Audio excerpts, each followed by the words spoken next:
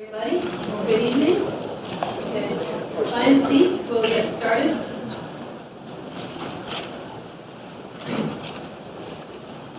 I'm Louisa Paiwanski. I'm the Executive Director of the Mega Projects Delivery Office at the Massachusetts Department of Transportation. Welcome to the draft EIS public hearing. We're glad to see so many people turn out tonight. I'd like to note some people in the audience. Rep. Zaros. Oh yes, right here. Here he is. Here he is. Craig Martin of the U.S. Army Corps of Engineers.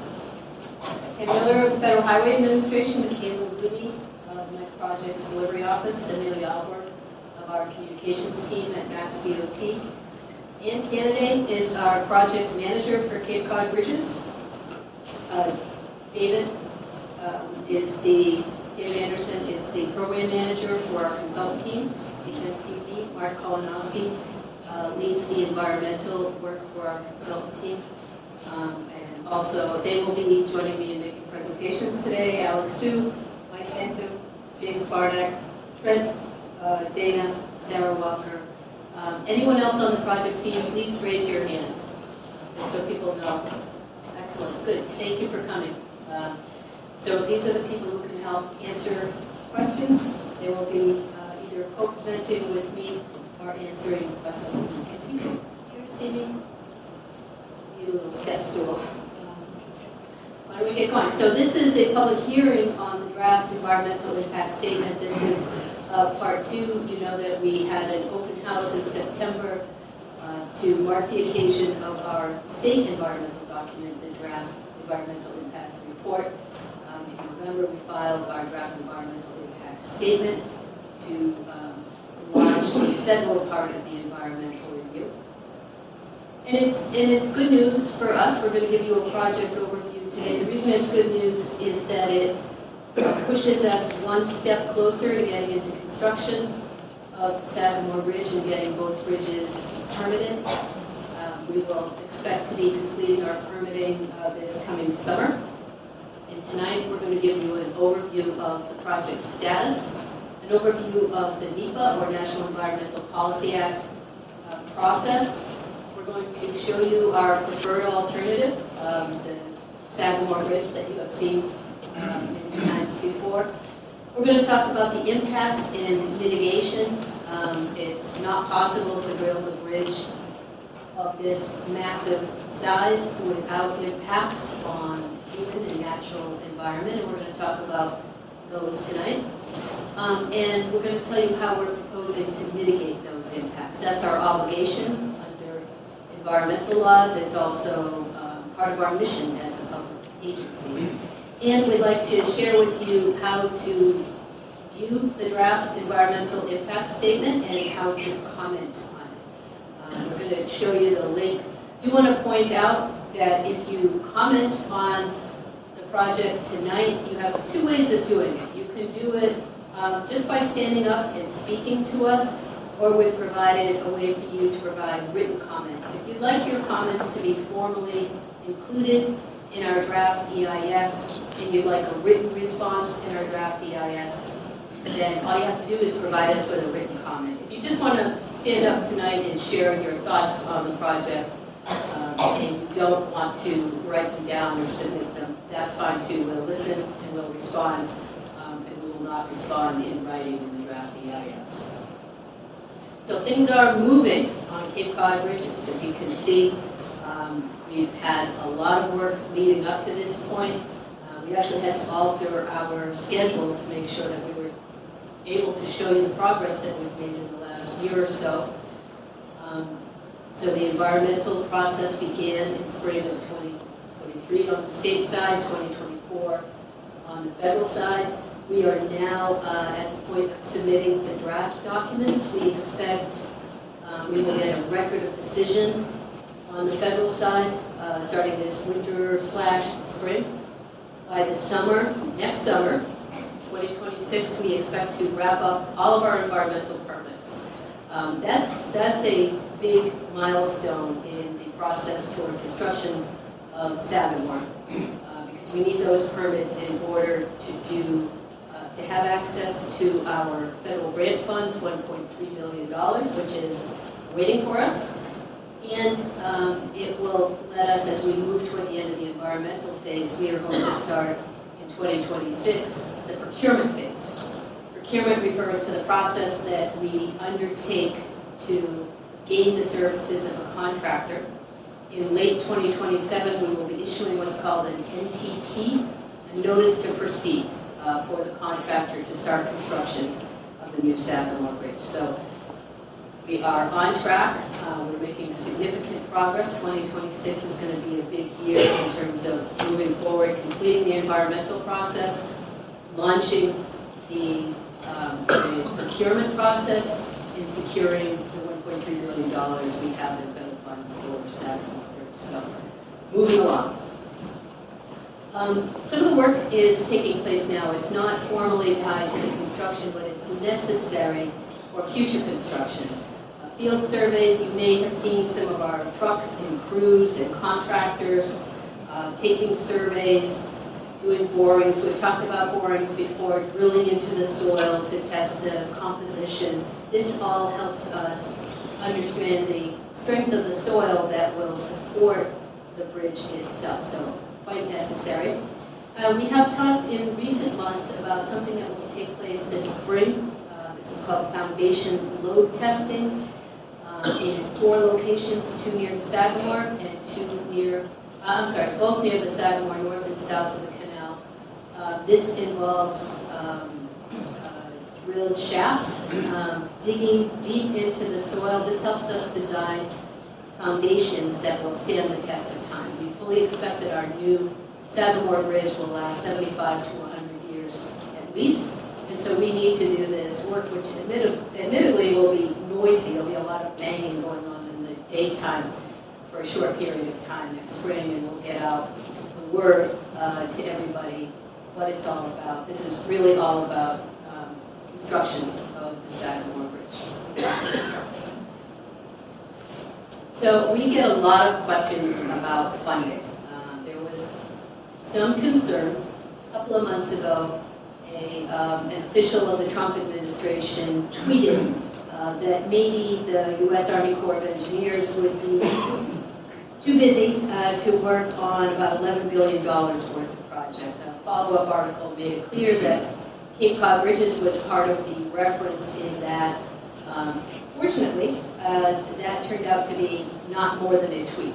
They were referring to the U.S. Army Corps of Engineers $350 million contribution to the Cape Cod Bridges project, and that has not happened. The money remains in place. Our $1.3 billion remains in place. The Commonwealth, given the critical importance of the bridges, is contributing $750 million toward the Cape Cod Bridges. As you can see here, $429 million of that is going into construction. About $300 million is going into the relocation of gas lines from hanging off both bridges and running them under the canal. So the state has a major financial investment in this project because of how important these bridges are, not only to the people of Cape Cod, but they're so big and they carry so much traffic that they have a significant and measurable impact on the Massachusetts economy. So funding's in place for Sagamore. Bourne Bridge, we still do not have an answer yet, as we've stated publicly a few times since last August. On August 1st, we and the Corps of Engineers jointly applied for more than $1 billion to fund the construction of Bourne Bridge. I looked up on their website yesterday to see if there was any news. No news yet, so we're awaiting a response from the Federal Highway Administration, USDOT, on whether we secured that funding. But in the meantime, we're still moving ahead on Sagamore. Okay, now I'm going to turn it over to Mark Kolonowski, who's, Ann Kennedy, MassDOT's project manager for Cape Cod Bridges, to explain the NEPA process. Thank you, and again, welcome everyone. I just wanted to give a very brief overview of the NEPA process. That's the National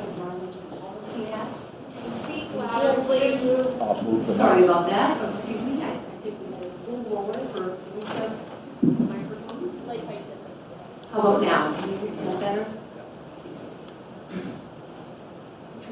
Which was good because I went backwards in the slide. I had this upside. So I just wanted to give a very brief background of the NEPA process. This is the reason we're here this evening for this public hearing. This is an overview of it's the National Environmental Policy Act. And what this is, right now what we have under review is our draft environmental impact statement. It's the draft DEIS. And hopefully, again, this is a key reason. Hopefully everybody here has access to the document. And if you don't, after the meeting, we're going to walk you through how you can download the document.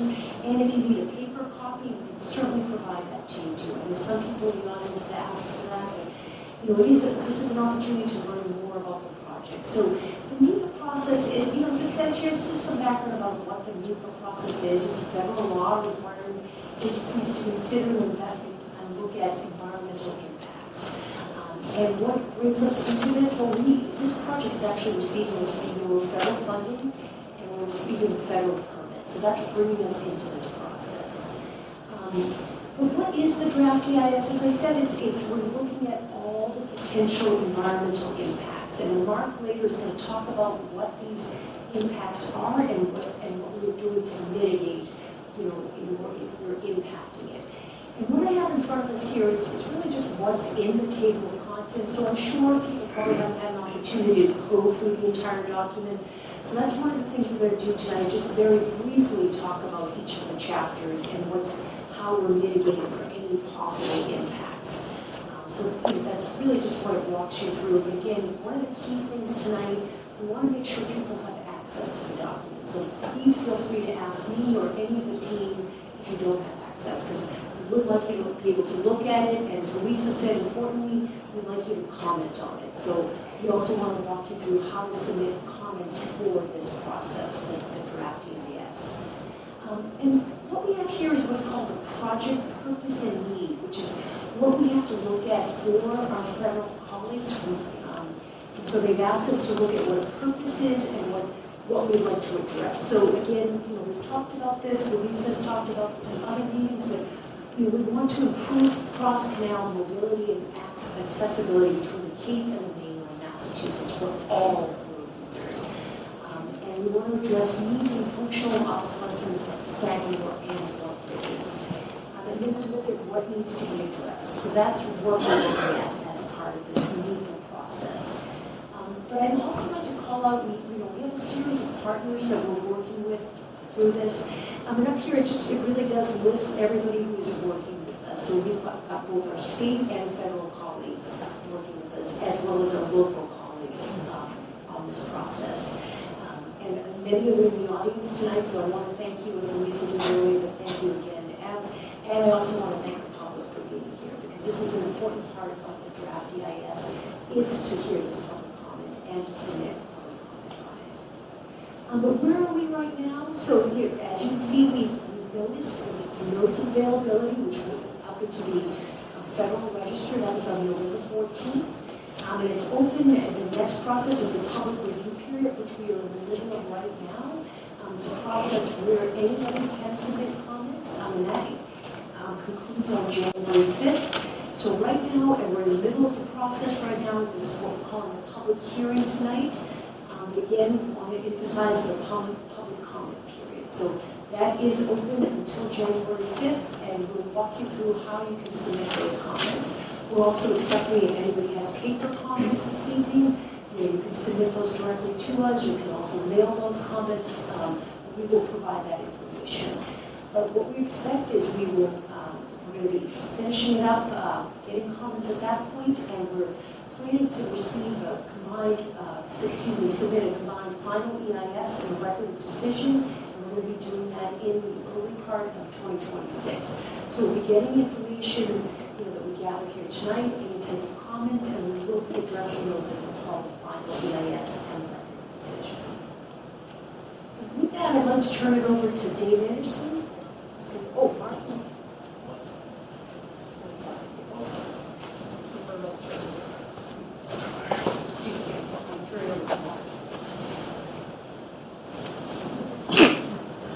Dave described the preferred alternative, I just want to provide a little bit of background on how it is that we get out here with identifying what a preferred alternative is.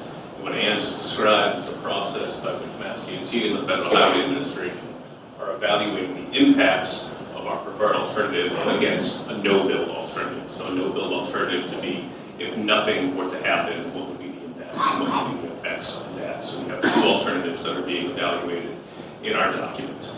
So going back to how this started, in 2020, the U.S. Army Corps of Engineers concluded their major rehabilitation evaluation reports.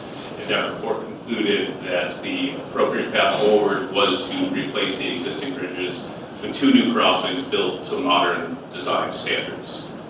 So MassDOT reevaluated the Army Corps' alternatives that were considered in light of the purpose and need statement that Ann just described. So that purpose and need statement became critical as the evaluation to determine whether or not the Army Corps of Engineers' findings were indeed consistent with MassDOT's intent, and they were. And so through that evaluation and the public process, that universe of alternatives then went through a conceptual screening to then confirm that the replacement of the existing bridges with two new bridges, again, to modern standards, was indeed the single alternative that would be carried forward into the NEPA process. So within that alternative, there's a number of design parameters that build into that, and those design parameters are shared use path, the bridge clearance, main span length, pier location, deck configuration, the bridge type, which was a public process. You may recall early on, we actually asked the public for a preference for the bridge type, and then ultimately the interchange network. And through the various evaluations of those parameters and those elements, the final preferred alternative was identified, which Dave is going to describe, which was then carried forward into our document, which was in those impacts and mitigations are presented, and I'm going to speak to those in a moment. But Dave, if you can describe the preferred alternative. Thank you, Mark. So I'm going to start with the preferred bridge type. As Mark mentioned, very early on in our public involvement process, we asked the public what was important to them. We heard that the public was interested in these bridges being kind of a gateway to Cape Cod. They were also interested in the bridges reflecting what the existing bridges look like as well.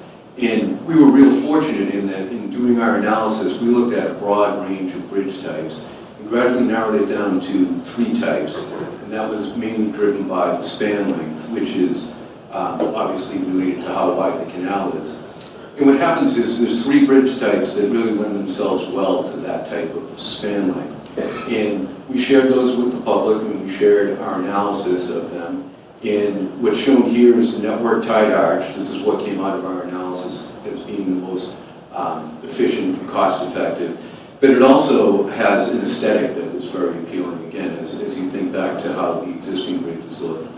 We then conducted a poll with the public, and the results were just overwhelming, that the public really liked this bridge type. And as you see, it's a twin arch, and if you look real closely, you can see that it actually is 2 bridges. One bridge that's going onto the Cape, and one that's going off Cape. And this rendering is just kind of neutral. It's not intended to be the Bourne, or it's not intended to be the Sagamore, but they are intended to be twins, right? Each crossing, it will be the same bridge. And this is like a driver's view if you were to cross the bridges, and from this view it's a lot easier to tell that there are twin bridges. You look to the left and you see one bridge, and of course this driver's eye view is on the other. The other thing you'll notice is to the left, those 2 lanes are the through travel lanes, and then the lane to the right, you can see it has a different type of pavement marking there, those shorter skip lines. That's that merge lane that we've talked about in a lot of public meetings. That's a lane that allows traffic that is taking an on-ramp to get onto the bridge to safely merge with the through traffic, at the same time allowing traffic that's getting off the bridge to weave in with that traffic and to get off. So that was the preferred bridge type. I'm now going to talk about the interchanges. As Mark mentioned, we did an exhaustive analysis trying to identify the most preferred alternative. I think we looked at over 80 different interchange configurations and ultimately settled on the 4 that I'm going to show tonight. And we went through that process, I think it was the summer of 24, where we shared with the public. After getting from 80, we got down to 22 that we shared with the public, and then we really got into detail on the final 10. And I'm just going to walk through the 4 that are the preferred alternatives. So on the screen right now is the Bourne North Crossing. So to the left there is the canal, and then kind of running across the image, that's Route 25. One of the things that you'll see when we look at these 4 interchanges, and it was part of the discussions we were having back in the summer of 24, is that we found that being able to separate the local traffic from the regional traffic offered tremendous benefits in a number of ways, whether it was improving safety, relieving congestion, and I think that's really demonstrated well when we look at the Bourne North Crossing. So hopefully you can see that red circle. Up there is Belmont Circle. And what we saw is there is a large number of people that want to come down Route 25 and then head over, taking Scenic Highway down to the Sagamore, and then likewise in the other direction, coming from the Sagamore Bridge and wanting to get to 25 North. That was a really heavy move, a lot of traffic. So the alternative that rose to the top was one that if you were traveling towards Cape Cod, coming down 25, wanted to get over to the Sagamore, you can take this new ramp that would come parallel to 25, go over Scenic Highway, then go under 25, and then connect up with Scenic Highway. And then going in the other direction, a new ramp that would depart from to the right here, go over Nightingale Pond Road, and then come up and connect with 25 North. So all of that traffic, and again, it's a very heavy volume, would normally be going through kind of those 4 intersections in Belmont Circle. All of that is taken out of Belmont Circle and now has a direct connection. So that's the Bourne North side, and now on the south side of the crossing, so now we're on the Cape Cod side, and this over here is the canal. It's very faint underneath, but the existing Bourne Rotary is here. And what this alternative does, again, similar to the last one where we were looking at separating the regional traffic from the local traffic, the regional traffic can just continue over Trowbridge Road and continue on its way down Route 28 towards Falmouth. Obviously, that alone offers tremendous benefit. And then as far as how the ramp connections are made, the overall configuration is similar to a traditional diamond interchange. What's a little bit different is that instead of having signalized intersections, as these ramps meet up with Trowbridge Road, we're looking at something similar to a roundabout configuration. This is a little bit different because they're so close, but the idea and the concept of a roundabout still holds true, that there are no signalized intersections here. The other thing I wanted to mention is, through our process of working with the Upper Tech School, working with the BRA and the Gallo Ice Arena in the town of Bourne, we learned that the public had a real strong interest in seeing a stronger connection made between Gallo Ice Arena and the Tech School. So I know this is like an inset, if you could picture this kind of turning 90 degrees and being attached down here. It's an extension of Sandwich Road. So this extension will connect the Tech School to the ice arena, and there'll be a shared use path on each side of Sandwich Road. So now we're moving on to the Sagamore crossing, and we are on the north side of the canal. The canal's here, and this is really headed north to Boston. And as everybody is aware, it wasn't that long ago that this interchange was reconfigured. The former rotary was removed, and I believe the project was called the Flyover Project. So a lot of work was done to improve this interchange. So the changes here are a lot more subtle than we saw at some of the other locations. The main difference being, today, if you're coming across the canal headed north, and you want to go to State Road or down Meeting House towards Scusset Beach, you take that first ramp off the bridge right by the parking ride. In the proposed condition, instead of doing that, you would go over Scenic Highway, come down this way if you wanted to connect with State Road, And if you wanted to connect with Meeting House, you'd come down this way and through this double roundabout to Meeting House, and I'll discuss at Beach. But otherwise, the configuration of the interchange is very similar to what it is today. So now we're at Sagamore on the south side of the canal. The canal is here, and this is Route 6 that continues on to Provincetown. And I think one of the first things that people notice that is different about this is that in the current configuration, Cranberry Highway essentially ends right around here. It ends with that ramp by the former Christmas tree shop that goes up onto the bridge.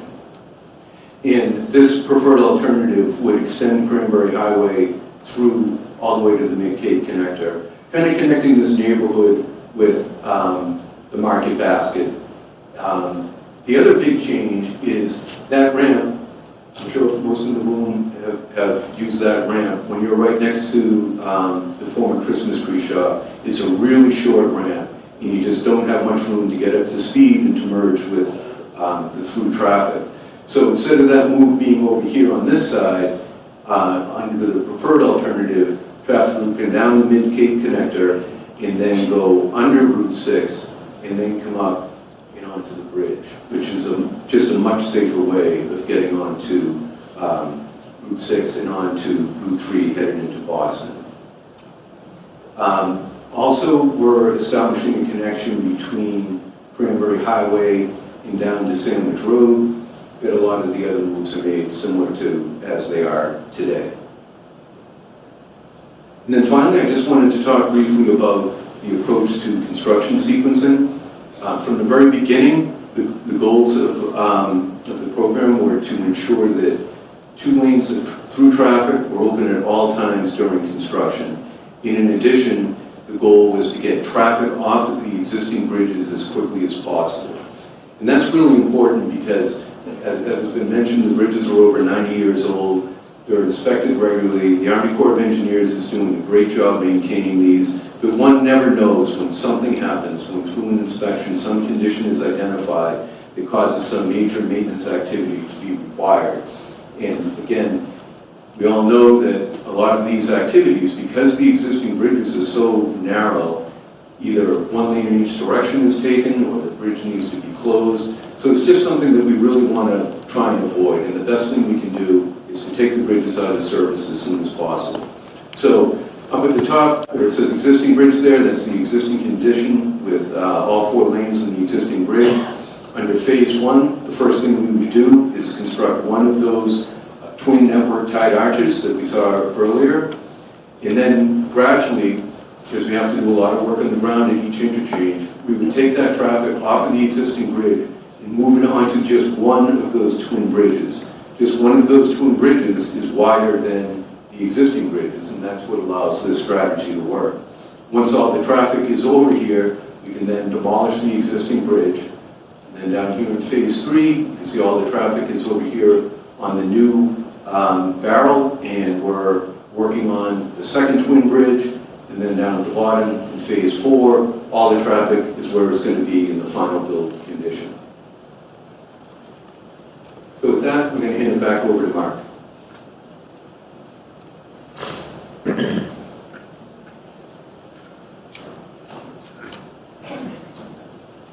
Thank you, Dave. So again, everything that Dave just described is our preferred alternative that's identified in our draft DEIS, and was the alternative in which we evaluated our impacts against a no-build alternative. So anytime where I talk about in the coming slides about a reduction or an improvement, it's all related to what Jay just described and that alternative against what exists today.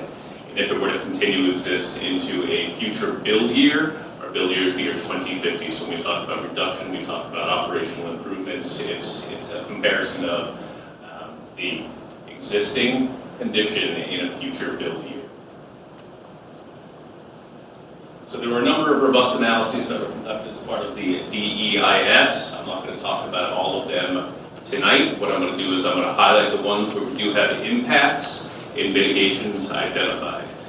Those that are not bolded, we do not have impacts or mitigations directly associated with an impact, but there are very detailed and robust analyses for everything that's on the screen right now in the document.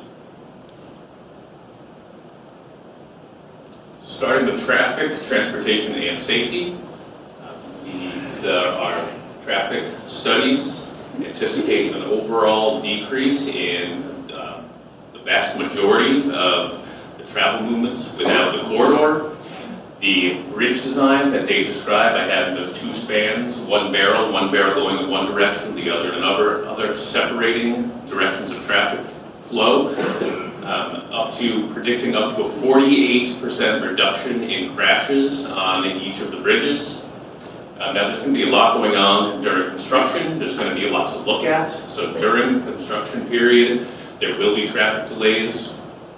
Those delays, however, will be minimized and mitigated to the phasing scheme that Dave just described by constructing one of those barrels, the single barrel being bigger than what it is today, and then transitioning and moving that traffic onto a single barrel will help to mitigate the overall traffic impacts during construction, because that same amount of traffic will continue to be processed during all phases of construction.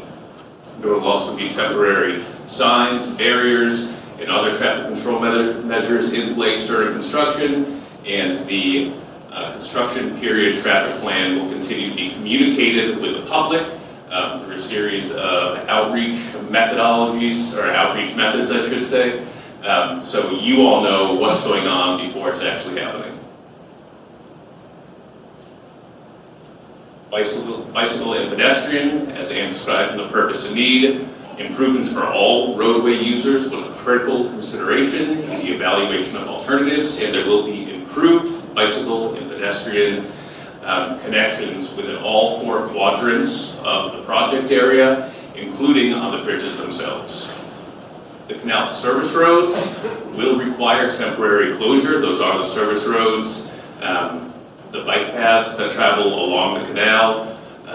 Those actually serve as access for the Army Corps of Engineers to ensure that navigation is maintained at all times. However, the public's use of those through pedestrian and bicycle usage will be restricted during times of construction, and that will all be communicated, and that's all being coordinated with the Army Corps of Engineers as well.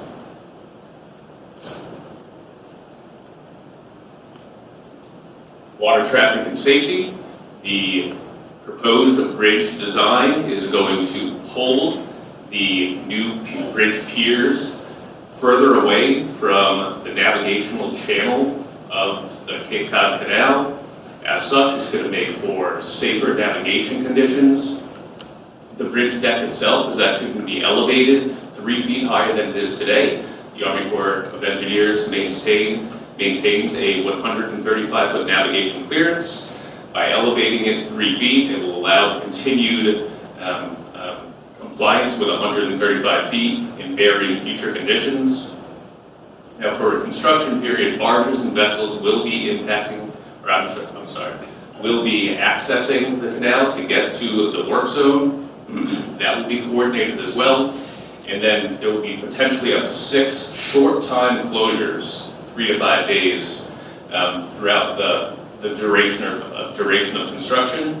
And those closures are associated with floating the main span arch into place. It's going to be big. It's going to be exciting to watch.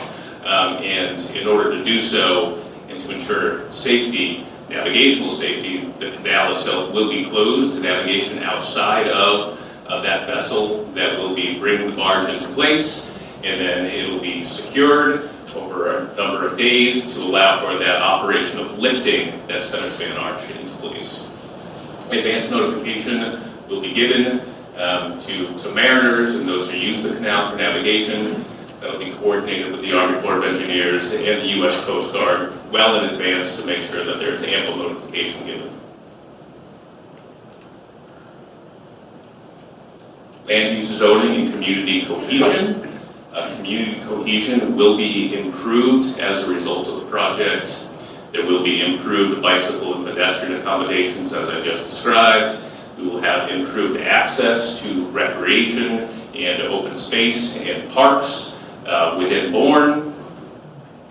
There is we have it pretty exact here, 306 acres of vegetation clearing as a result of the project. And when we think about the size of these bridges and where they're going to be located adjacent and next to the existing bridges and how ramps are going to be configured, we have identified 306 acres of area that will have to be cleared. About 51 acres of new pavement is being proposed, and that's because there are wider bridges. And with that, there's potential for increased stormwater that's going to have to be managed. I'm going to speak to that in a moment here. But to mitigate that, the loss of trees and vegetation clearing, a 200-acre landscape plan is being developed, and stormwater control measures will be in place both during construction and in the final condition to ensure that any additional volume of stormwater will be treated before entering any water bodies or waterway.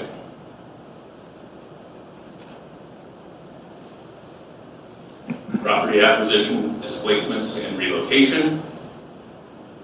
The project proposes 28 full acquisitions. Now, this is full acquisitions for both the Sagamore and Ward Bridge. Specifically for the Sagamore, we're talking 13 residential occupied properties and seven vacant areas. Go down the list here and see how this is. I will not go through the entire table. So proposing 28 full acquisitions of those 17 residential displacements. Again, those are numbers for the entirety of the project, the replacement of both the Ward and Sagamore Bridge, and 34 partial acquisitions. To mitigate that, MassDOT is following the standards of the Uniform and Relocation Assistance and Real Property Acquisition Policies. MassDOT realizes that the displacements are not easy. And in order to mitigate and ensure that full consideration is given to this process, and that any relocation, full consideration is given, has started the acquisition process earlier than it normally would. So that process is underway right now. Appraisals are being conducted, and this is all being done much further than it would be for a standard project.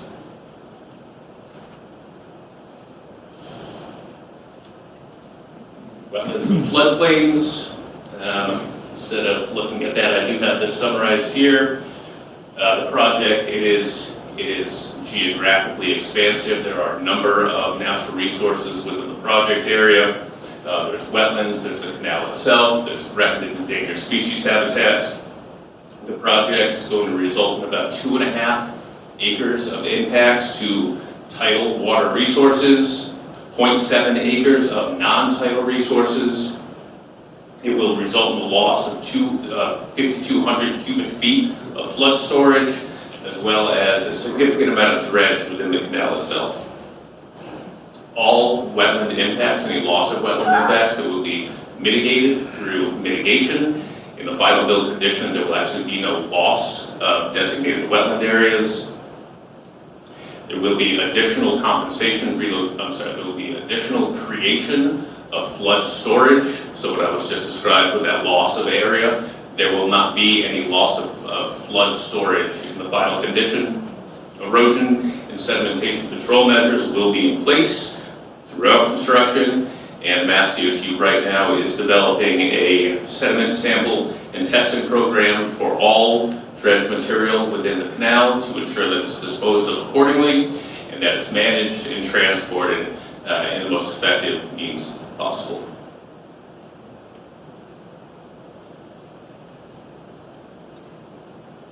For water quality, as I described earlier, the project is going to result in about 51 acres of new pavement. That new surface area has the potential to increase surface runoff. It increases the risks of flooding and additional pollution into waterways and water bodies, as well as reducing the possibility of water being able to absorb and treat any stormwater itself. Now, loose soil could also wash into nearby waterways during construction unless it's stabilized and that there are measures in place to ensure that it does not make its way into protected resources. So permanent stormwater control measures such as detention basins, They will be built to prevent flooding and remove pollutants from stormwater in the event that they do make their way to those features. All of these mitigation stormwater control measures are being designed to comply with the Massachusetts stormwater policies. A lot of coordination happening with MassDEP and other agencies. In addition, a stormwater pollution prevention plan, also known as a SWIP, will also be in place during construction to ensure that all those erosion control measures are in place. There will be an environmental monitor on site to make sure that after any sort of rain event that nothing is washing into protected resources, and there will be measures in place to respond in the event that some of those features don't function as originally planned.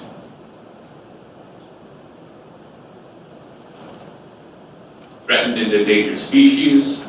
There are federal protected terrestrial and aquatic species within the canal. We have 2 species of bat whose habitat does overlap with our study area. The project is proposing about 100+ acres of tree removal. So in addition to what, not in addition, that 100+ acres of tree removals is part of that 300 acres of vegetation clearing. There's direct effects to about 8 acres of essential fish habitat within the canal itself, and there will be a loss of 0.06 acres of eelgrass within the canal. So in order to mitigate any potential effects or to avoid a take of federally protected species, there will be a time of year restriction on when tree removal activities can occur. For species in the canal, there will also be time of year restrictions for when activities that would result in excess noise or excess turbidity, when they can take place. These activities are being coordinated with NOAA and National Marine Fisheries Service, as well as the Army Corps of Engineers. And then there will also be construction monitor, a construction period monitor on vessels and along the shore, to ensure that there is no conflict between vessels within the canal itself, between those vessels and any marine mammals and protected sea turtles. So a number of activities in place to ensure that there is no conflict with protected species. Those activities limited in the time of year to make sure that things are happening when a protected species is not present. And all of these impacts and this mitigation being coordinated with federal colleagues as well.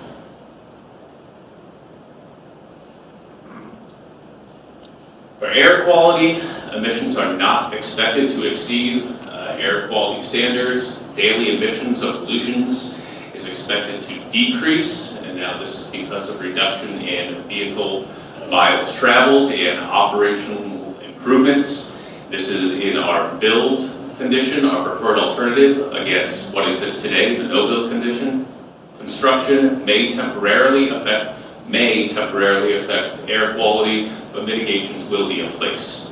Now, those construction period emission reduction mitigation measures include the use of cleaner diesel fuels, requirements that idling be avoided, that all loose material in the bed of a truck would be covered at all times, and that dust control measures be in place, such as applying water and calcium in the event of a dry condition, to ensure that as construction vehicles are traveling, that dust does not make its way into the air. And again, there will be a monitor on site to make sure that all of these provisions in the contract are being adhered to. The existing bridges do have lead paint on them. As a result, during demolition, the contractor will be required to have a lead paint management plan in place to make sure that no fugitive dust or lead material is making its way into the environment. Cultural resources, the existing bridges are eligible for listing on the National Register of Historic Places. That makes them under the jurisdiction and subject to the protection of Section 106 of the National Historic Preservation Act.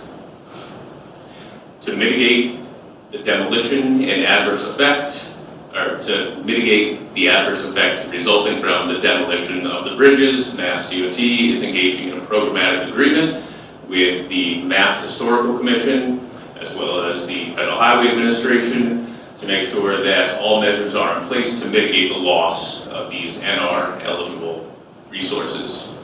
These measures include documenting the existing bridge's history through photos and records that will then be added to archives. Interpretive signage will be in place, recognizing the history of these crossings, and then preserving key elements, the placards on the existing bridges. MassDOT is coordinating with the town board, the local historical commission, for the appropriate usage and future placement of the placards.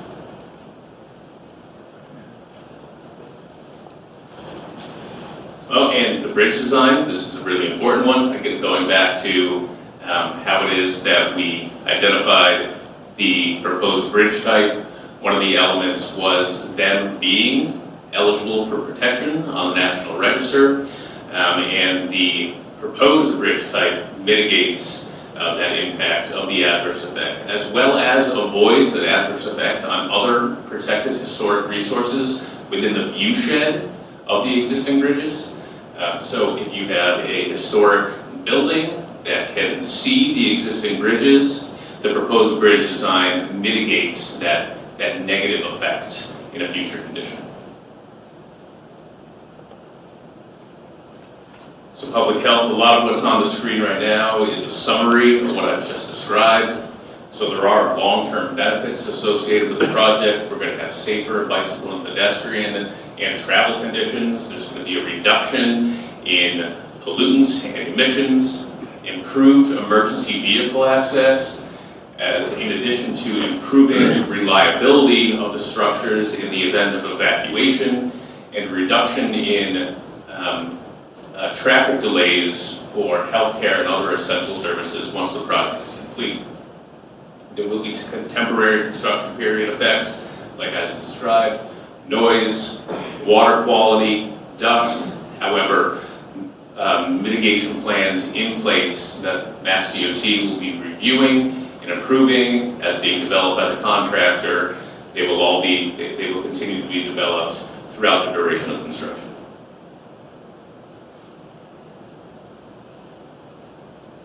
Section 4F. Section 4F is another policy. That's a requirement of NEPA. Section 4F applies to recreational resources and historic resources. And what I just described for the historic resources and having a plan in place to avoid an adverse effect, that's covered under Section 106 and also applies to Section 4F. However, 4F also protects recreational resources. And there are 5 recreation facilities within the project area that will be affected as a result of the project. They include Bourne Scenic Park, Sagamore Recreation Area, Bourne Recreation Area, Yellow Ice Arena, and Heath Field. And MassDOT has been coordinating with the Army Corps of Engineers, the town of Bourne, and the Bourne Recreation Authority to ensure that there is a plan in place, that any effects will be mitigated, that there will be enhancements proposed. All of those are described in the DEIS. And I'll note that in the future, MassDOT will be holding another public event to present the plans on these enhancements and betterments for each one of these facilities. I encourage all of you to review the section titled Section 4F of the DEIS, get some insight into what's being presented, and has and will continue to be coordinated with the entities that I just described.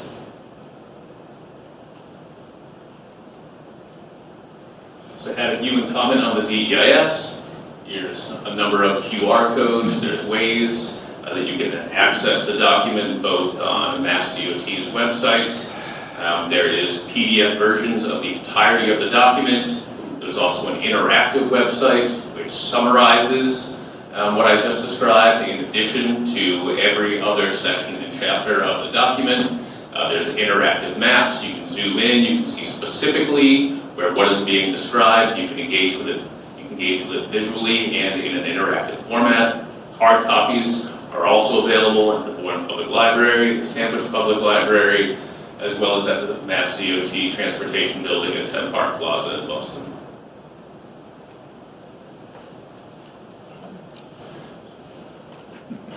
Okay,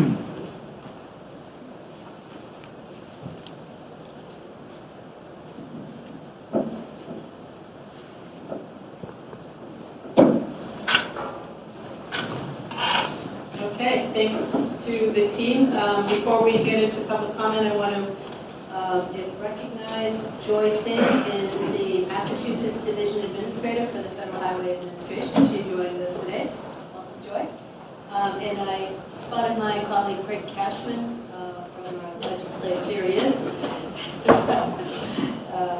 who is with our legislative team at MassDOT. And I'd like to start by recognizing any elected officials who would like to speak first. Representative, would you like? No? Okay. No, thank you. All right. Just a quick reminder, if you want to comment specifically on the draft environmental impact statement in writing, you may do so. If you just want to comment tonight by speaking to us, that is welcome, and we will respond as well as we can. But if you don't put it in writing, it will show up in the draft DEIS. So whichever you choose is good for us. Questions? Comments? I'll defer my. Okay. My name is Mark Hendel, H-E-N-D-E-L. I'm a resident of the Round Hill neighborhood, and I have a couple of questions. They're all related on behalf of the residents of the neighborhood. One of the slides you just had up there says that we need to evaluate impacts before making decisions, but there have been a lot of decisions made about the takings of the properties. In particular, we've been told both in public and in private that nobody's rushing us out of our homes. 3 of our neighbors have received their appraisals and are being asked as early as January 9th to sign a document transferring ownership over to the state of Massachusetts. That sounds like rushing. One of your slides said, according to the environmental study, we can't cut trees down until after November because of the bats. So you're at least talking the end of November of 26, possibly 27, before anything can be done to the Round Hill neighborhood. You also mentioned in your presentation that you're following the rules of the relocation, the federal relocation rules. But our neighbors who received their appraisal only got a number.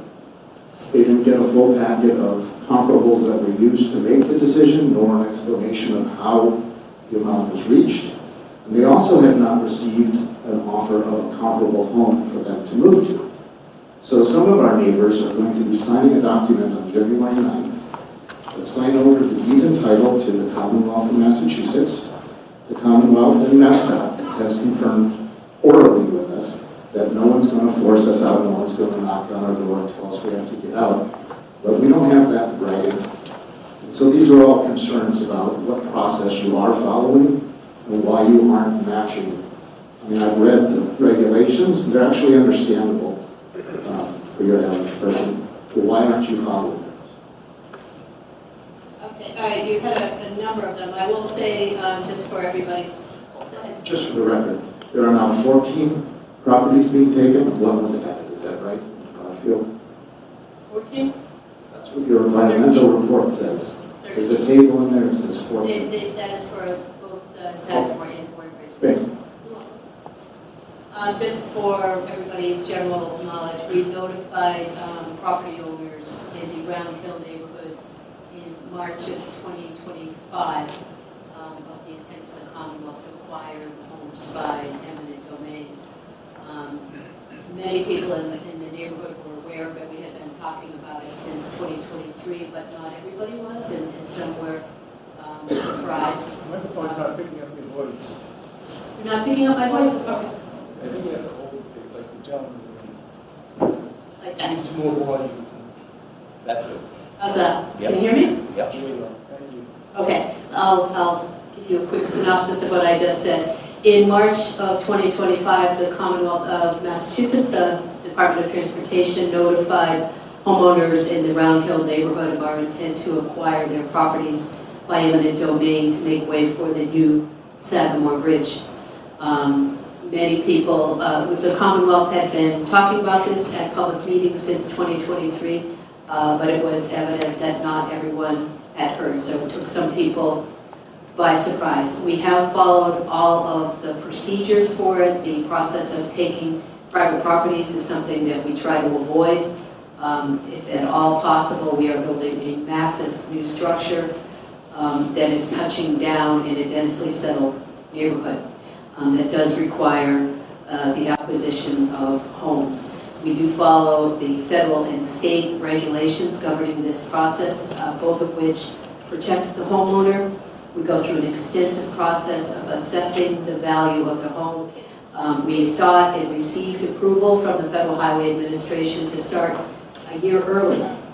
And the reason is exactly that. We did not want to rush people out of their homes. The construction notice to proceed, as I said, will be issued in late 2027. We wanted to give people time to hear the news, absorb it, make their plans, work with our team on both the appraisal of the value of their home and land, and we also support relocation expenses for the property owners. So our obligation, and this is laid out in the U.S. Constitution, is when we are taking private property, we must offer just compensation.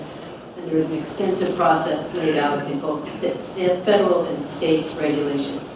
Recently, we issued appraisals or we decided we didn't want to do everybody all at once. We wanted to meter this process so we wouldn't be flooding the market for Cape Cod. So we started with 4 property owners. That takes official notice that the deed is recorded in January. And just so everybody knows, property owners have 3 years to appeal what we are offering. It is true that the recording of the deed goes in the name of the Commonwealth in January for people who just received those notices, but they have 3 years after that to appeal what they are being offered. So we do follow the process. We often allow people that the process calls for about 120 days. That would take them to just about the year mark since we notified them officially Commonwealth's intent to take the property. But we also frequently have arrangements with property owners, even though they no longer own the property. We often offer them opportunities through an agreement with the Commonwealth to rent it and stay on while they're searching for a new location. So we do have teams of appraisal specialists. As I said, we go through a triple appraisal process to make sure that property owners get every nickel they're entitled to. And then we have a separate team of relocation specialists who work with brokers, real estate agents. They scour listings. If the property owner desires that, we have a team of specialists who can help them find a new place to live. So that's how we handle the process of eminent domain with Cape Cod Bridges project and other projects statewide. Any other questions? Please come up to the front. You can bring it to her. Absolutely.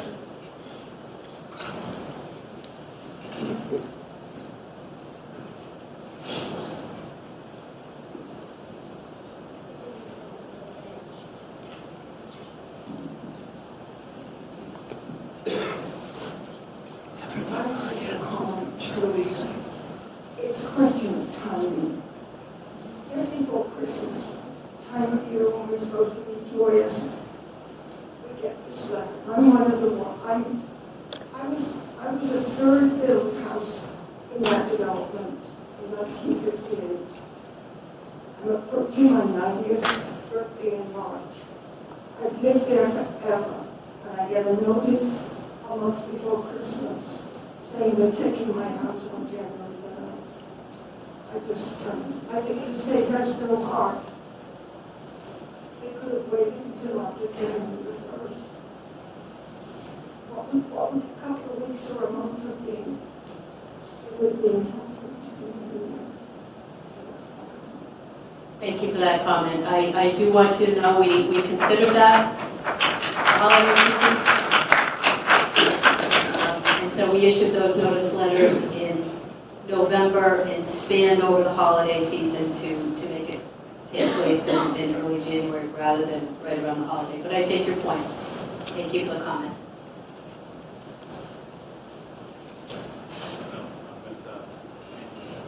Yep.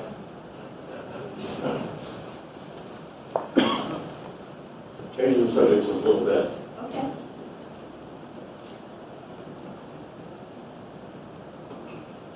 My name is Jay Batson, B-A-T-S-O-N, and I'm a resident of Warren. I'm here to comment on the impacts of the currently proposed termination of the Warren South Quadrant Shared Use Path. As written in section 432 of the current DEIS plan, the plan brings the high-volume bike and pedestrian facility, which, by the way, we compliment you for a wonderful plan to come across the bridge. But after you get off the bridge, it brings the facility down to an at-grade crossing at the Canal Service Road, controlled only by a flashing beacon. That decision has real environmental and safety consequences. First, it creates persistent and pervasive vehicle start, stop, and go conditions. Particularly during the summer, when there are high numbers of organized and or unorganized bike rides, drawing tens of thousands of users a year. You already know the ones that are easy, like the Pan-Mass Challenge and the Best Buddies ride. But there are dozens other, from the MassDOT Coalition to info bike rides all day, every day. The resulting congestion and emissions from the constant start-stop of all the vehicles that we stopping on Canal Service Road are not meaningfully accounted for in the current DEIS. Second, the at-grade approach requires all kinds of soil retention and structures and all kinds of rain mitigation because of all the pavement that you're adding, with all the big, long, Warren South path that exists on that south side. Again, with all the maintenance impacts, sand removal for wash down the path, and everything else. Happily, there's a clear and environmentally superior alternative. A lightweight, grade separated bike and pedestrian overpass that leverages the existing elevations already there that you plan on working with, the already incorporated project plan, and eliminating the need for traffic control devices altogether on Canal Service Road. My request is simple, and squarely within the purpose of this review, that MassDOT provide a preliminary design and comparative cost estimate for an overpass like this, so the environmental and operational benefits can be properly evaluated alongside the current active proposal. I have with me, if you'd like to see the names of another dozen active residents who are standing behind this proposal, as well as the explicit support and management of two largest events in the Cape, the Pan-Mass Challenge and the Best Buddies Rides. I'll end my comment here, but I'm happy to introduce the same one. May I ask you, are you submitting written comments? I will. Yes. Thank you. In fact, as prepared, I was waiting until last night to see if I needed to do any updates with my things. Okay, great. Thank you. Any questions? I spoke to Mr. Mr. Brian over here on the end, is that right? Oh, you there, sorry, I got the wrong person. I did speak to him preliminarily before the prior comment period was closed, and I was hoping to see some comment about this in the current draft. I didn't see anything about it. I think he might be able to tell you more about where I put this and where it might go, but essentially I think of it going alongside the berm. It's currently at the end, along the high side of there, going straight down into the Warren Recreational Park. We go straight down there, not take any more land. It's simple to do, helpful for everybody. Thank you for your comment. I look forward to reading it in the draft.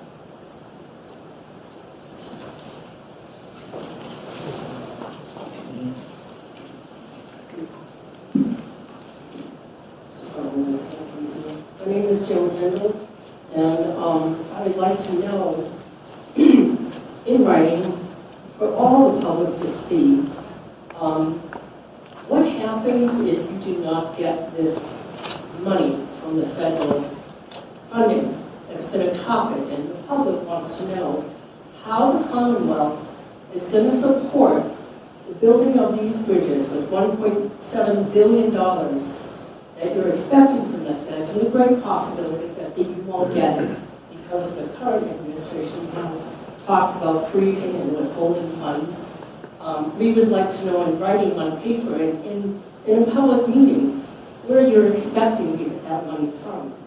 The other question I have is, recently you have created a new law for mental health services for those who are affected by eminent domain. I would like to know how you plan on disseminating that information to the public, to those who are affected currently and in the future, because we have read that, and it's very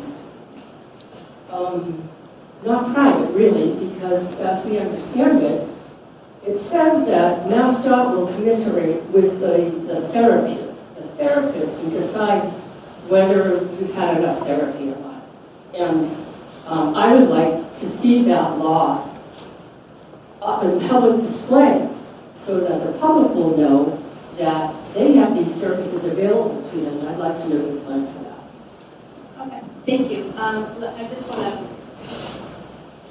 go back to, sorry, I have to go back a bit, but I just want to lay out the funding. Because this is an issue, a question that comes up every time we speak publicly. Can I overshoot? Did I? Yep, here we go. Okay, the Sagamore Bridge is fully funded. As you can see, we draw from a variety of funding sources. Two of them are federal grants. We received those grants a couple of years back in January of 2025. We executed a funding agreement with the Federal Highway Administration, and that funding is waiting for us to complete a few more steps before we do something called obligation, which transfers the funding from federal to state accounts. We've had no indication that funding is in jeopardy. We talked to our colleagues at the Federal Highway Administration multiple times per week. We've had no indication that is the case. The $350 million contribution by our colleagues of the U.S. Army Corps of Engineers. As I mentioned, there was a tweet about that, and it did not result in any loss of funding. And then, of course, the Commonwealth contributing almost $750 million to the project. So it is funded. We monitor the scene in Washington pretty closely on a regular basis, and so far there's no indication that funding will go away. One thing we do like to remind our friends at MassDOT and the Corps of Engineers is that this is both of them are federally owned structures. They're not state bridges. They are owned by the federal government. By agreement with our federal colleagues, we will take over the bridges once they're completed. So we think among Federal Highway Administration, U.S. Army Corps of Engineers, and MassDOT, it's in all of our mutual interest to replace Sagamore and then Bourne. I'm sorry, you had another question about mental health services. Thank you. Yes, it's not a law. When this issue came up earlier this year, our Director of Right-of-Way, John Delir, went through those voluminous federal requirements and spotted some language that indicated to him, and it was confirmed by our federal colleagues, that it was an eligible activity. So in order to make sure that we were doing this fairly, that we were not offering a service to a small group of people that wasn't available to all, we, and our lawyers and our right-of-way division, wrote out a policy for that. It does not involve the Commonwealth getting involved in the therapy in any way. The Commonwealth simply has funding limits and makes sure that the provider is licensed, and there's no involvement by the state in any way with any conversations or therapy. Good question about how we disseminate that information. I think we can look at putting it on our website or getting it out to people in the neighborhood, but we will take you up on that comment. Thank you for suggesting it.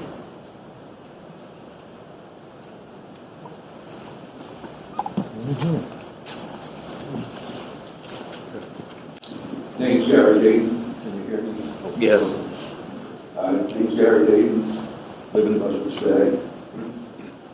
Question I have is, on the other side of the Bourne Rotary, have all its entrance and exit points in place before the new bridge is put in place? It's kind of question number one. Question number two is, will, I believe if I understood it properly, the new span will be put in place and accept all the new traffic both ways before the second span will be put in place. And the current bridge will have to be taken down before that. Can somebody give me an idea of duration of that process? Thank you.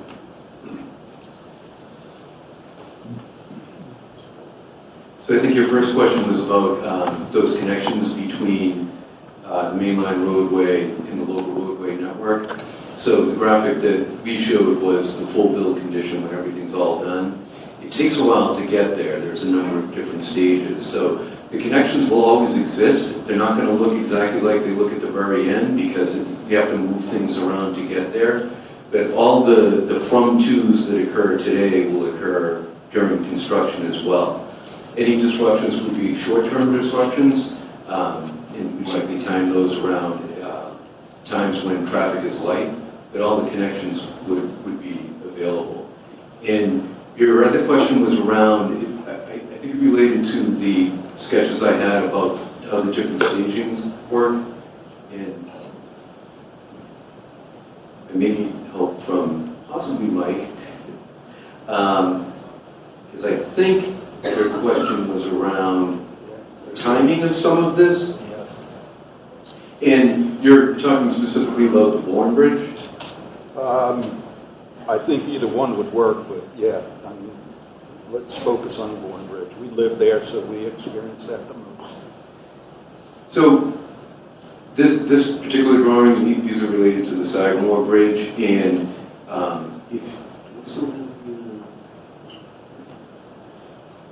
so this first phase here, where we're constructing that new first twin bridge, to get all the way to here, phase 2, when all the traffic is on that bridge, takes a while. And a lot of that has to do not so much with the construction of the bridge itself, but maintaining all those connections on either side of the bridge. So I think, as Louisa mentioned, we're hopeful that we would issue a notice to proceed to a design build team at the end of 2027. And it's not until 2033 that everybody would be on that one new twin bridge as shown here where that red thing is in phase 2. The other thing I would say is what we have done, it's important for MassDOT to make sure that we have a plan of implementing this work and a plan that meets some of those goals I talked about before about maintaining 2 lanes of traffic in each direction, getting traffic off the existing bridge, and another goal I should have mentioned, which is maintaining all those connections. We want to make sure that it's feasible and it can be done and that we have a reasonably aggressive way of getting it done. But the entity that actually wins the job, it's going to be up to them to make this happen. And the procurement process involves MassDOT working with proposers on what's called alternate technical concepts, where they come to MassDOT and present ideas they have that may make that work occur quicker. So I don't know if I answered your question. It does take a while to get everybody off the existing bridge. That is true. I think on the Bourne, we can do it a little bit quicker than we can on the Sagamore, just because that sequencing of how we maintain the connections on either side of the bridge is a little bit simpler.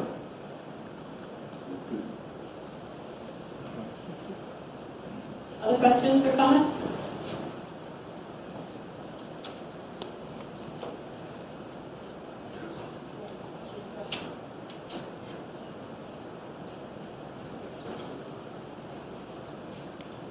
Steve Buckley from Chatham. I'm also trying to listen to a select board meeting about land that I sold to the town for affordable housing at the very same time.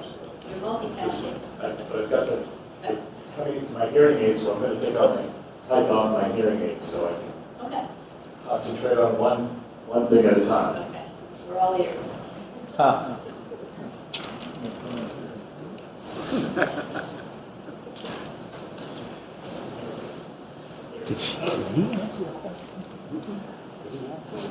Thank you very much.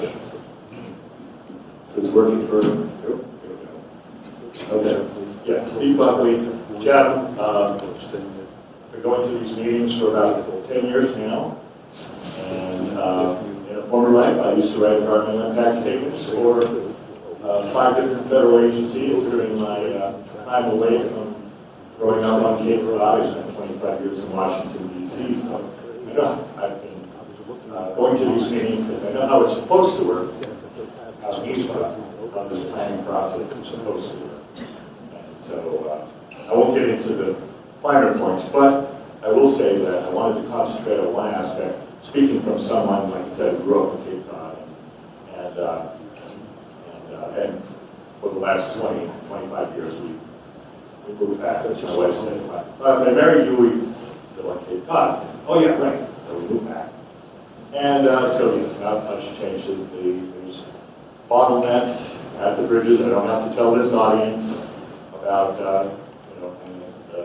all of that, and I'm sure they're looking forward to the day when there will be the traffic flow, the through traffic, Cape Cod, Mid Cape, Lower Cape, Outer Cape will be out of their way, off of their streets to a very large extent.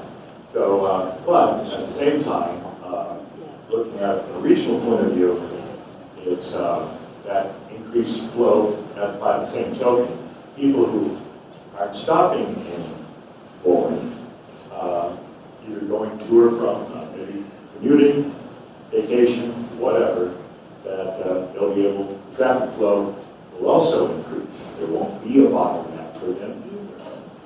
And so we're all talking. Everybody's against traffic congestion. Nobody says, gee, I wish I could spend more time stopping traffic. There's no pro-congestion point of view. We're all in favor of keeping things flowing. But it's the law of unintended consequences, because when you do something over here, it has consequences over there. And for the rest of it, speaking, like I said, someone who lives on the Lower Cape, that means it will be easier for people from Boston, New York, Connecticut, Rhode Island, wherever, to visit Cape Cod, and it will be a more attractive place to go. That's the same thing that the bridges that are up now said were happening when they were building in 1935. It got a lot easier to drive to Cape Cod, vacation or whatever. It changed traffic patterns. The trends we see with development are in large part because of the existing bridges. These bridges will have, surprise, more of the same effect. It will be easier to get to Cape Cod. People who are currently discouraged from traveling. I'm discouraged from traveling off Cape at certain times. People are discouraged from coming on Cape. People are discouraged from commuting. All these traffic patterns will change. And so it'll be more than just less time in the car. It will be more people are apt to buy second homes in Chatham, Orleans, and all other places on Cape Cod. And that means displaced young families. So, and they'll have to, but that's okay because they'll be commuting over the new bridges because it'll be easier to buy a house on this side of the canal because they're cheaper on this side of the canal, just like Castleton. So anyway, I just want to point out that the draft environmental impact statement gives very short shrift to the idea that there could be anything but unicorns and rainbows for Cape Cod, for the people on Cape Cod. No downside other than the fact that it will be harder to buy a house. People have to commute longer to get to their jobs. The local workforce won't be local anymore. And we'll have less kids in the schools like we do now. The trends will continue. And to simply say, as previous meetings, to say, well, it's not our intention to do that.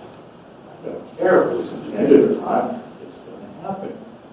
And the fact that the DEIS is so dismissive of that is, by extent, dismissive of the concerns that should have been raised during the scoping process 2 years ago, which means these discussions should have happened before the DEIS was written, not at the end. And that's actually a best practice from the Federal Permitting Council, where they're all trying to figure out how to make this whole process last a lot less This is a perfect example of how not to do DEIS. Involve people in the beginning, not with a lot of public, presentations, but actually sitting down and having conversations and addressing concerns and not being dismissive and saying, we've already thought of that. We have studies that tell us we're right. And the people who are currently discouraged from going over during peak periods and during construction, they won't notice that there's traffic flow. They won't change their traffic, their travel times. Yes, they will. People will come visit me on Cape Cod, at least for the few years, that wouldn't come down to a gathering or a wedding or something during peak periods. Now the bridges will, okay, fine, and more people will come. So to say that they won't come, it's like to say, oh, well, we got a computer program that says they don't know what they're talking about. Not dismissing human behavior, what we all know that people will do. They will go out on the roads when they see that there's no traffic. That's about it. I just wanted to say that it's deficient in that regard. So, thank you very much. Thank you.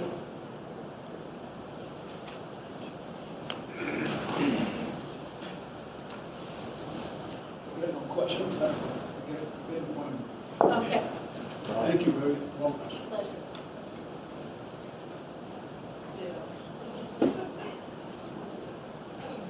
3 puppies at home under the age of 10. Oh, better scoot then. Thank you for coming out. Thank you, very good. Thank you.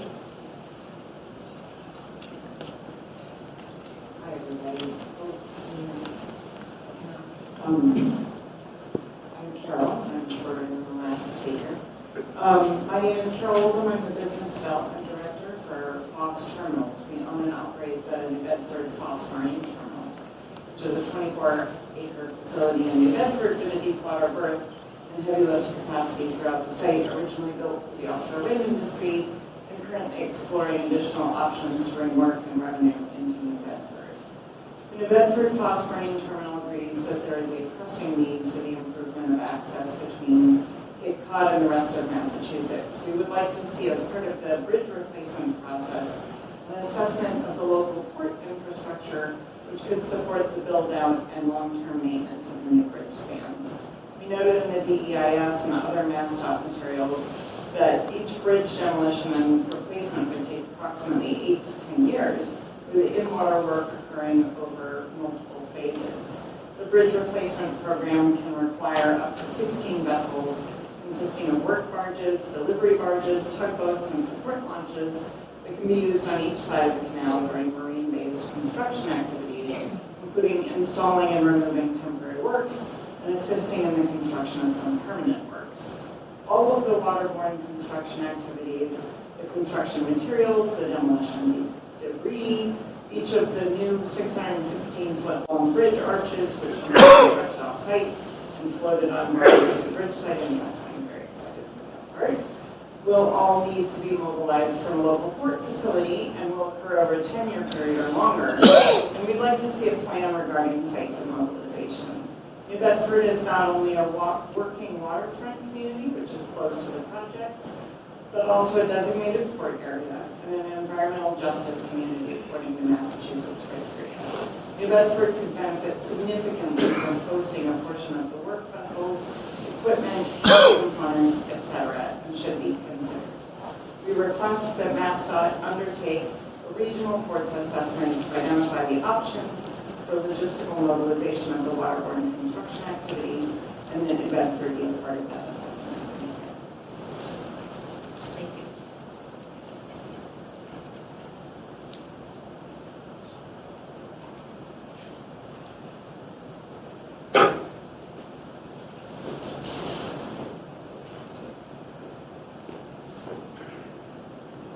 Evening. My name is Susan Barricini. I'm from Pocasset on the other side of the bridge. I wanted to follow up on a couple of things that the last 2 speakers just spoke about, in addition to other things, being a local person here since 1999, but in the area since 1986. So I'm curious how much time any of the people on the program have spent in the area of study. In the last 10 years, last 15 years, how often do you come to Cape Cod? Do you live here, do you vacation here? I really am curious, just because without having a real pulse on the area, the traffic, the schools, the vacationers, the sale of homes, the low inventory of homes available, my heart goes out to the families who will lose their homes because you can't replace them. You can put a house in another piece of a town, but you can't replace a home in or close to the canal or the Cape like you could. The inventory is so low. The homes that have been sold, I have many friends who are realtors. So many of them are going to Airbnb properties and second homes. So to mention the school declining numbers is real because young people can't afford to live here. I'm concerned about the options for alternative modes of transportation to get to the Outer Cape. New Bedford was something I've been asking about this at the open house meetings for a couple of years, and nobody seems to have mentioned any alternative modes of getting people on and off Cape during the construction. So New Bedford is one I was thinking of because they already have a service to the Vineyard and Woods Hole, and something from Boston to P-Town would provide transportation to the Outer Cape and could reduce the amount of congestion that will be at the bridges during construction. And if you don't fully understand how traffic is rerouted when there's an accident on a bridge, whatever bridge it is, if you have no concept, if you've never sat in it, on and on and on. There was a period, November and October, we had 3 major accidents within 10 days on the Canal Road, on the Scenic Highway, and on the Bourne Bridge. This happens. And so without a real handle, real grasp of how people have to transit the area, whether it's for work, school, commuting, a lot of workers now don't even live on Cape Cod because they can't afford it. So now we have extra commuting traffic on both bridges from all points of Cape, off Cape, on Cape. So it's really imperative that we are confident that you understand how much this will impact this region. And multiple modes of access will be imperative to get people so that the Cape, and especially the Outer Cape, doesn't become a ghost town. We experienced that when they built the extended Route 25, when they added Route 25 and the Cranberry Highway died a slow, painful death of retail and closed restaurants and closed businesses. So we've already lived through this once when that extension of the highway went through. So I'd like to just ask those questions. How much time have people spent here sitting in traffic? And I know nobody wants to sit in traffic, but to experience it and to know where people are going will impact your design and your thoughts on how the big picture comes together. Thank you.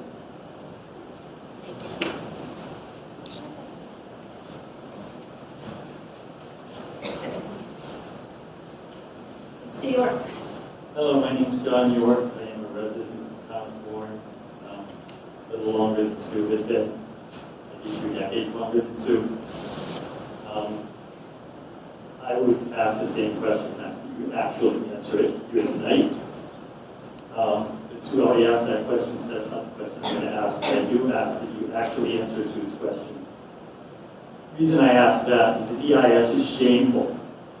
It's false information about existing conditions in the town of Bourne. And to have it say that a pedestrian at the end of Waterhouse Road will see a sign telling them they're prohibited from entering MacArthur Boulevard is wrong for several reasons. One, that sign does not exist. 2, the pedestrians are allowed on the roadway. And it's in the DEIS, both of those pieces of false information, which are fundamental to someone reading that DEIS to understand the impacts of this project and to be able to comment on the DEIS in an informed manner. The DEIS is not suitable for comment. It doesn't provide correct information necessary for the public to comment. And that, I would say, is shameful. Maybe you people feel differently. Okay, I'm not looking for an answer to that because I know there's no sign there. You don't. because you don't spend time here. Okay, now, I only get one question, so I'm going to ask several, and after I'm done, I'm going to tell you which one I want you to answer. Okay, so one question would be, if it's determined that the DEIS is not suitable to meet its purposes, what will you do? That's one question. Not what will I do, what are you supposed to do? I want to know what you will do to provide opportunity for the public to comment, having been properly informed of the facts on the ground. That's one question. Okay, now, Mr. Kolonowski put up a beautiful sign talking about community impacts, community cohesion, in which he claimed that there will be increased pedestrian mobility, and that will increase community cohesion. So I'm just going to put out one more of my questions. If it turns out that there is reduced pedestrian usage because the pedestrian crossings are not suitable, would your conclusion be that you have reduced community cohesion? Now, I will go on to point out the likelihood of decreased pedestrian use of the Sagamore Bridge. For example, if you live at Canal View Apartments, it's a multi-unit, high-density housing that's over 50 years old. It's the kind of thing we all want now, that we're scurrying to build, and that the MBTA Communities Act requires us to provide. It's supposed to be, the whole point is that it's located close to transit. Right now, if you live there, you can walk 0.8 of a mile to our only regional transit facility maintained by MassDOT in our town, even though we're required to build all this housing for those transit uses, which is the park and ride. 0.8 miles to walk from our high-density housing to the park and ride and take the bus to Boston. With your plan, I would like to say, be able to say that it's 1.8 to 2.2 miles of a walk.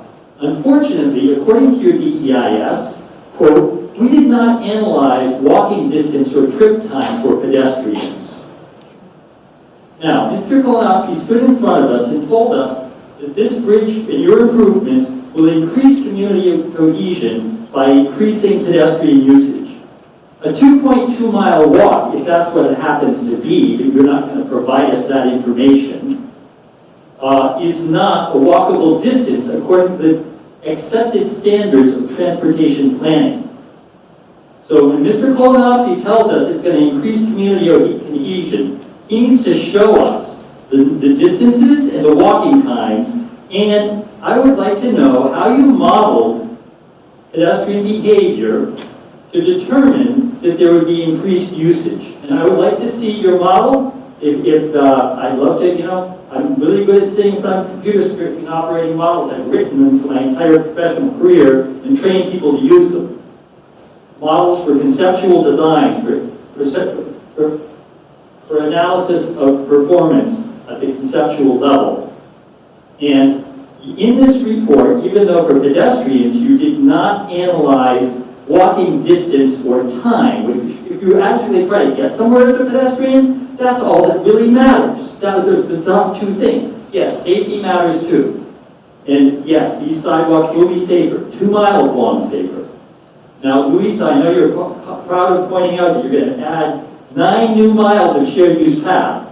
3 of those miles at least are because of the extra distance you've added to existing crossings. And taking credit for those is adding new shared use path. You don't add any connectivity with those.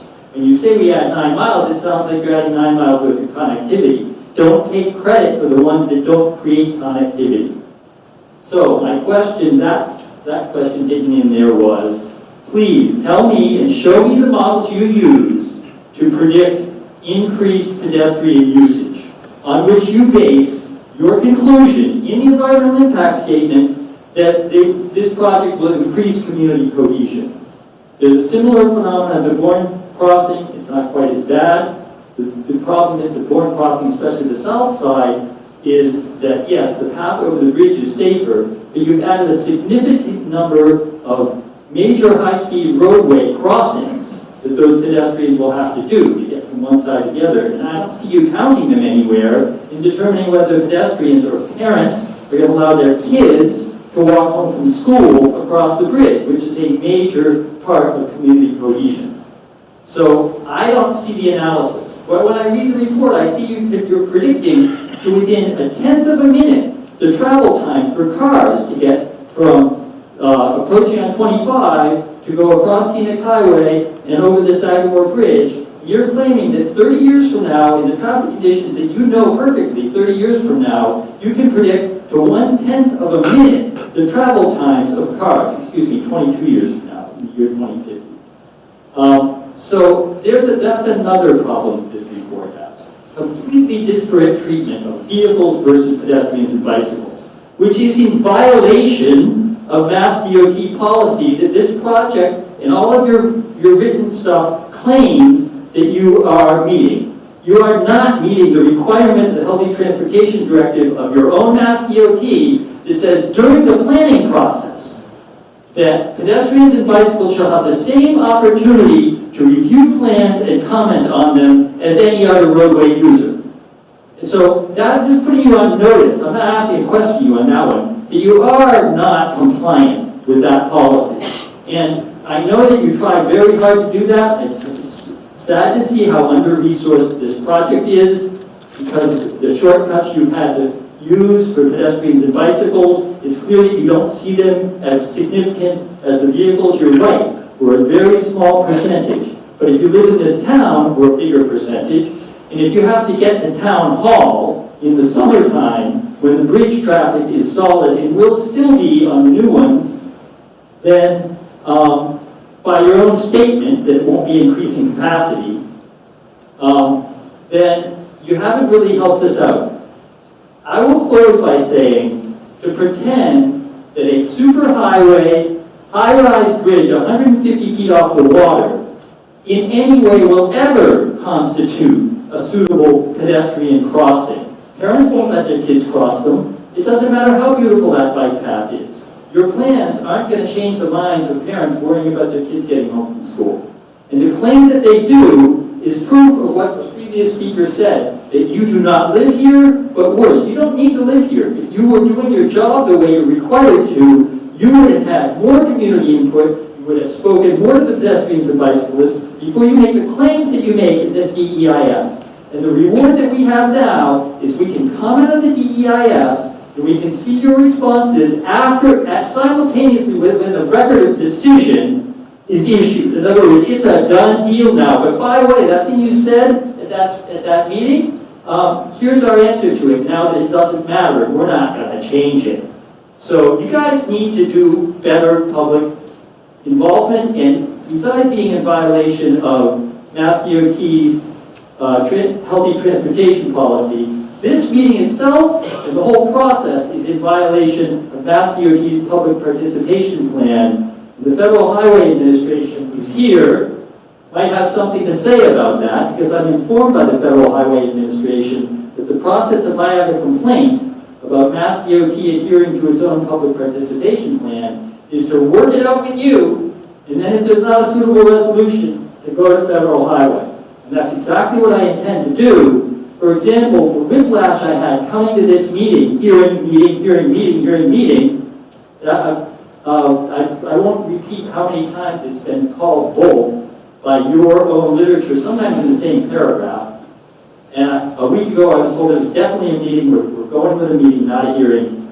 I'm here today at the front desk, and I'm told this is a hearing. Oh, wow, that's another piece of whiplash. I come in here, we're told that the verbal comments we deliver will not be treated the same way as written comments. That's the definition of a hearing of a public hearing in the MassDOT public participation plan says that comments that we deliver at the hearing in person will be on the record the same as any other comment. So I'm having a bit of whiplash about whether this is a meeting or a hearing. I tried to read the legal notices. I saw one that ran in Provincetown that had the word meeting uniformly, no word hearing. The one that ran in our local core enterprise was identical, except you replace all the places that said meeting was replaced with hearing.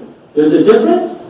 When you run a legal ad and advertise to the public you're going to do one or the other, you need to do it. And according to MassDOT's public participation plan, what I just said should be in the record, the same as any written comment. Thank you. Oh, I didn't say which question I wanted to answer. Mark, I want you to answer the question of what modeling you use to determine pedestrian behavior. Thank you.